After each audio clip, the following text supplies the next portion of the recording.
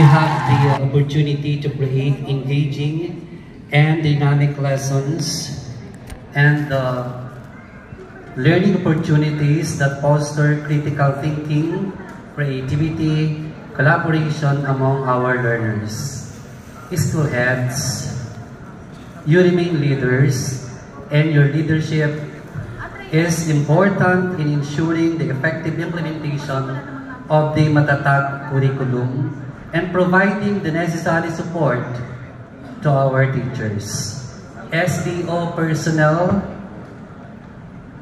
our expertise and guidance will always play a key role in monitoring and evaluating the progress of the implementation of the curriculum or Matatag curriculum. Together, let's embrace the challenges and create a learning environment that prepares our learners for a future full of possibilities. Let's work hand in hand to make the Matatag curriculum a success and shape the next generation of resilient and empowered individuals. Let us all be matatag. Tayo nang maging matatag.